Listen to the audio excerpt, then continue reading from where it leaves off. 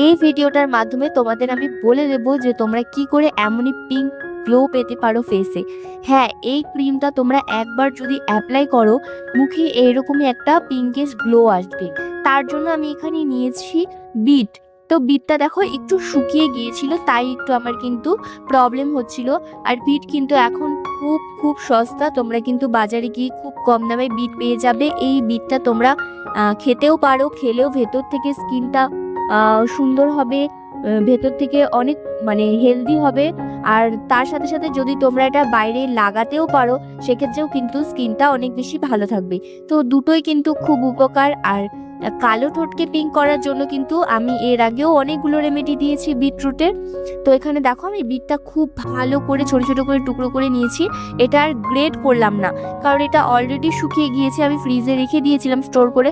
তো এটা শুকিয়ে গিয়েছে বলে আমি কিন্তু এটা গ্রেট করলাম না, গ্রেট করতে একটু প্রবলেম হবে, তাই এটাকে আমি ব্লেন্ড করে নিয়েছি। দেখো হালকা একটু জল দিয়ে ব্লেন্ড করে নিয়েছি। আর যদি তোমরা ধরো মার্কেট থেকে টাটকা বিটটা নিয়ে এসে তারপরে যদি এই রেমেডিটা তৈরি করো, মানে এই ক্রিমটা তৈরি করো, তাহলে কিন্তু কোনো রকম জল তোমাদের অ্যাড করতে হবে না।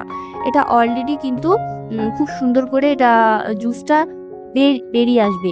তো দেখো এখানে কিন্তু এতটা জুস আমি পেয়ে গিয়েছি। তো তোমরা চাইলে এতটা নাও নিতে পারো, তা আমি কিন্তু একটু বেশি করে বানিয়েছিলাম ক্রিমটা। তো তোমরা কিন্তু এখানে একটু কম করেও নিতে পারো। এরপরে আমি যতটা জুস নিয়েছি ঠিক ততটাই আমি এখানে দিয়ে দেবো রোজ ওয়াটার। এখানে কিন্তু রোজ ওয়াটারটা তোমরা দেওয়ার চেষ্টা করবে।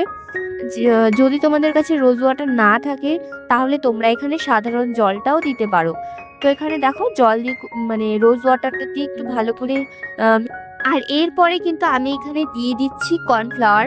মানে কর্নফ্লাওয়ারটা কিন্তু একটু বেশি পড়ে গিয়েছিল, তোমরা আর একটু কম করে দেবে কর্নফ্লাওয়ারটা। তো এখানে দেখো কর্নফ্লাওয়ার বা কর্নস্টার্চ যেটা তোমাদের কাছে রয়েছে সেটা কিন্তু তোমরা এখানে দিয়ে দিবে।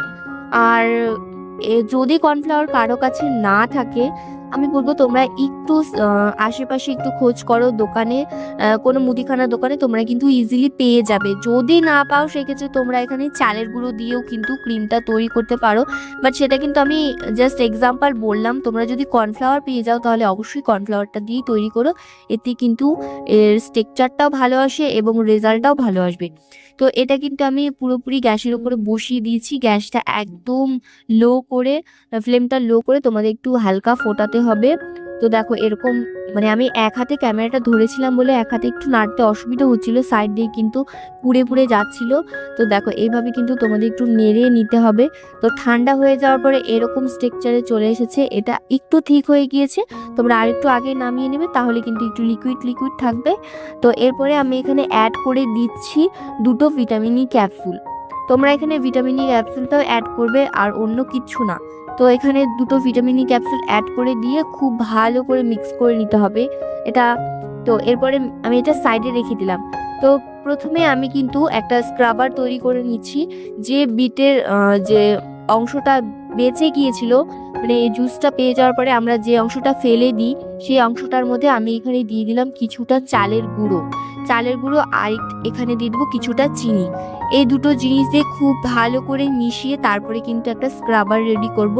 এই স্ক্রাবারটা দিয়ে পুরো ফেসে খুব সুন্দর করে স্ক্রাব করে নেব। এই বিট কিন্তু আমাদের স্কিনটাকে খুব সুন্দর একটা গ্লো এনে দেয়, এটাই কিন্তু না, তার সাথে সাথে স্কিনের অনেকগুলো প্রবলেম কিন্তু সলভ করে, স্কিনের কোলাজেনটাকে বুস্ট করে এবং বয়সটা অনেক কমিয়ে দেয়। তোমাদের মানে বয়সের ছাপ মুখ থেকে পুরোপুরি দূর করে দিতে পারবে।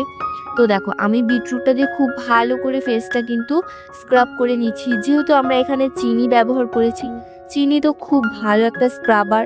আর আমাদের স্কিনে যত ডেড সেল রয়েছে মানে মরা চামড়াগুলো রয়েছে সেগুলোকে কিন্তু ক্লিন করে। দেখো আমি কন্টিনিউয়াসলি কিন্তু আমার ফেসে এটা ওটা রেমেডি লাগাতেই থাকি। আমি কিন্তু আমাকে দেখে বুঝতেই পারছো যে স্কিনে কিন্তু সেরকম কোনো রকম পিম্পলস বা সেরকম কোনো রকম স্পট নেই। যদিও একটা পিম্পলস হয়েছে, সেটা ক্যামেরার মাধ্যমে তোমরা দেখতেই পারছো। তো যাই হোক কম বেশি একটা দুটো ওটা হয়েই থাকে, আবার একাই কিন্তু চলে যায়। তো এটাকে কিন্তু বেশি নাড়াচাড়া করলে এটা আরও বেশি বড় আকার ধারণ করে নেয়।